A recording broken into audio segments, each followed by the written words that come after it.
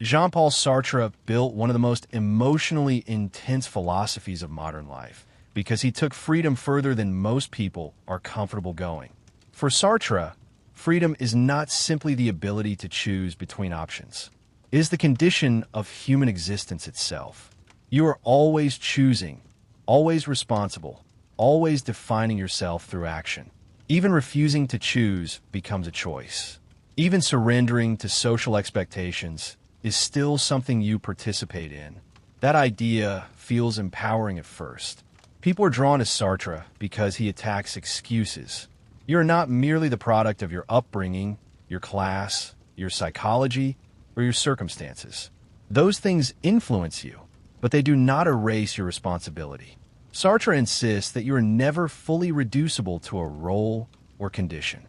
A person is not a fixed object with a predetermined essence. You become who you are through what you do. This is why existentialism feels alive compared to colder systems of philosophy. It speaks directly to the tension of being human, the anxiety of choice, the fear of wasting your life, the burden of knowing there is no guaranteed script waiting to tell you who you should become. Sartre forces people to confront the terrifying possibility that meaning is not discovered ready-made. It is created through commitment. That insight has real power. Many people drift through life hiding behind identities they never examined. They say they had no choice because it is psychologically easier than admitting they participated in becoming who they are. Sartre exposes how often human beings use social roles, routines, and external expectations to escape responsibility for themselves. He calls this bad faith, the attempt to treat yourself like a fixed thing rather than a conscious being capable of choosing differently. This critique cuts deeply because it is often true. People do hide behind scripts. They reduce themselves to labels, jobs, identities, and excuses because genuine freedom is uncomfortable. To admit that your life could be different is also to admit that you are partly responsible for what it currently is. Sartre forces that confrontation with brutal honesty. But this is also where the philosophy begins to become psychologically dangerous. Because Sartre does not merely say humans possess freedom. He places freedom at the center of existence so completely that it starts to overwhelm the realities that constrain people. The emphasis on responsibility becomes so intense that life begins to feel like a permanent moral exposure. Every action defines you. Every hesitation reveals something about you. Every choice carries existential weight. Freedom stops feeling liberating and starts feeling crushing. This is the paradox at the center of Sartre's philosophy.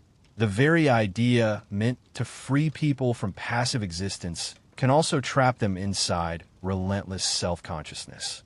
If you're always creating yourself through action, then nothing becomes psychologically neutral anymore. Decisions gain enormous pressure because they are no longer just practical choices. They become declarations of identity. That creates anxiety at a structural level. Not ordinary anxiety about specific outcomes, but existential anxiety, the awareness that there is no external foundation guaranteeing your choices are correct. No fixed human nature, no divine script, no objective blueprint for meaning. You choose, and only afterward does the meaning of the choice emerge. For some people, this feels exhilarating. For many others, it becomes exhausting. Because human beings do not live well under constant awareness of radical responsibility. Most people need some degree of stability, habit, inherited structure, or shared meaning to function coherently. Sartre often treats those supports suspiciously because they can become forms of bad faith, ways of escaping freedom. But not every structure is avoidance. Some structures are what makes sustained life possible. Routine, tradition, loyalty, long-term commitments, these are not always prisons people hide inside. Often there are stabilizing frameworks that protect individuals from psychological fragmentation. Sartre's philosophy sometimes underestimates how difficult it is to build a life while carrying permanent awareness of limitless responsibility.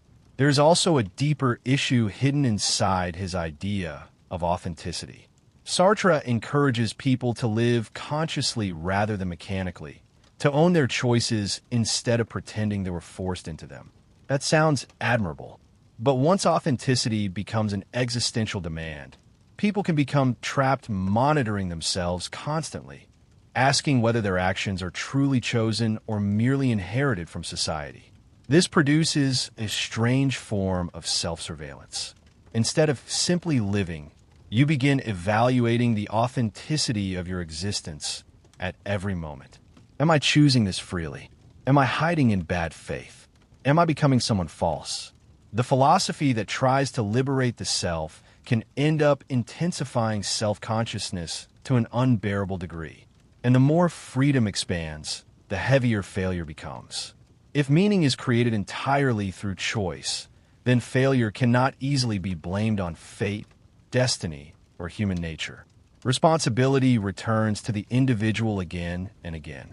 Sartre wants this because he believes human dignity requires ownership of existence. But dignity and psychological sustainability are not always the same thing. A person can accept responsibility and still need limits, guidance, and forms of belonging that reduce existential pressure rather than intensify it. Sartre often writes as though radical freedom is the condition people must courageously embrace. What he underestimates is how easily that freedom can turn into paralysis, exhaustion, and a life consumed by the unbearable weight of constantly having to define yourself. The deeper problem with Sartre's idea of freedom appears when you try to live with it continuously rather than admire it intellectually. As an abstract philosophy, radical freedom sounds noble. It restores dignity to human beings by refusing to reduce them to biology, social conditioning, or fixed identities. It insists that people are not objects determined entirely by circumstance. There's something deeply human in that refusal. But daily life is not lived in abstraction. Human beings do not wake up every morning capable of rebuilding themselves from nothing. Most people rely on continuity, habits, emotional attachments, cultural frameworks, and shared expectations simply to move through existence without collapsing into constant uncertainty. Sartre recognizes this dependence, but he often interprets it suspiciously because it threatens the purity of freedom. That is where the tension begins. Because the structures Sartre criticizes are often the same structures that make stable identity possible. Family roles, traditions, professions, moral norms, long-term commitments. These can absolutely become forms of bad faith when people hide inside them to avoid responsibility. But they are not only that. They are also ways human beings organize life so that every moment does not become an existential crisis. Sartre's philosophy tends to underestimate how psychologically expensive permanent freedom actually is. If every action carries existential significance, then ordinary life becomes unbearably heavy. Choosing a career is not simply practical. It becomes self-definition. Entering a relationship is not simply emotional attachment. It becomes a declaration of meaning. Even small decisions begin to feel morally charged because they participate in constructing who you are. This intensity is difficult to sustain. At first, existentialism feels energizing because it awakens people from passivity. It tells them they're not trapped by inherited roles. They can act differently. They can become different. But over time, the endless pressure of self-creation can turn freedom into exhaustion. Because freedom is not only possibility, it is responsibility without final certainty. That last part matters enormously. Sartre removes stable foundations without replacing them with objective guarantees. There is no universal script telling you which path is ultimately correct. You choose first, and meaning follows afterward. This means every commitment contains uncertainty that cannot fully disappear. For some people, this produces courage. For others, it produces paralysis. The more conscious you become of radical freedom, the harder commitment itself can become. Every choice closes other possibilities. Every path chosen becomes a rejection of countless alternatives. Sartre wants people to embrace this condition honestly, but honesty does not eliminate the psychological burden of it. Modern life already overwhelms people with options, comparison, and self-definition. Sartre intensifies that pressure philosophically. You're not merely trying to succeed socially. You're trying to justify your existence through choice. Failure becomes existential rather than situational. If your life feels empty, the weight returns directly to you because meaning was your responsibility to create. This can become emotionally brutal, especially because Sartre's framework often leaves very little room for forgiveness toward ordinary human dependence. People need reassurance. They need belonging. They need stable narratives strong enough to reduce existential uncertainty. Sartre frequently treats these needs as temptations toward bad faith, as attempts to escape the anxiety of freedom. But anxiety is not always something to conquer through heroic lucidity. Sometimes anxiety is a signal that human beings are not designed to live under permanent awareness of limitless responsibility. Some degree of structure is not weakness. It is psychological infrastructure. This is why existentialism often attracts people intensely during periods of crisis, transition, or identity collapse. It gives emotional force to the idea that life is still open, that meaning can still be created. And in those moments, Sartre can feel profoundly liberating. But as a permanent framework for everyday existence, the philosophy becomes harder to inhabit calmly. Because eventually people want more than freedom. They want orientation. They want reasons to trust commitments without constantly interrogating whether those commitments are authentically chosen. They want relationships that feel lived rather than philosophically analyzed. They want meaning sturdy enough to survive doubt without requiring endless existential reaffirmation. Sartre struggles to provide that stability. His philosophy excels at dismantling illusions, exposing excuses, and forcing people to confront responsibility. But it is less successful at explaining how to live peacefully once every foundation has been stripped away. The result is a worldview where consciousness becomes intensely active but rarely at rest. There is also a contradiction hidden inside Sartre's attack on fixed identities. He argues that human beings are never reducible to static definitions because consciousness is always transcending itself through future possibilities. That insight protects human freedom. But if identity is always unfinished, always open, always unstable, then the self risks becoming permanently unresolved. You are never simply allowed to be. You're always becoming. That sounds inspiring until the process never stops. Without stable grounding, life can begin to feel like endless self-construction without a rival. Authenticity remains a demand you pursue, but never fully secure. The self becomes a project that cannot complete itself because freedom constantly reopens the question of who you are. And eventually, a philosophy built to liberate people from passive existence can leave them trapped inside relentless existential pressure, forever responsible for becoming themselves, yet never fully permitted to rest in what they have become. The final weakness in Sartre's philosophy is that it confuses the exposure of illusion with the creation of a livable life. Sartre is brilliant at stripping away comforting stories. He dismantles excuses, inherited identities, passive conformity, and every attempt to pretend that existence comes with a ready-made meaning. He forces people to confront the frightening openness of being human. That confrontation is valuable. Many people do spend their lives avoiding themselves. They drift into roles without reflection, follow expectations they never chose, and blame circumstance for everything they become. Sartre correctly sees that human beings often surrender freedom long before they are truly forced to. His philosophy cuts through that passivity with unusual intensity. But a life cannot survive on exposure alone. Eventually, people need more than the awareness that they are free. They need structures capable of carrying that freedom without turning existence into constant psychological strain. Sartre removes foundations very effectively. What he struggles to explain is how ordinary human beings are supposed to live afterward without collapsing into exhaustion, paralysis, or endless self-monitoring. This is where his idea of authenticity becomes especially difficult. Authenticity sounds liberating because it encourages people to live consciously rather than mechanically. But once authenticity becomes a permanent existential demand, life starts turning inward in unhealthy ways. You're no longer simply acting. You are evaluating the meaning of your actions constantly. Are these choices truly mine?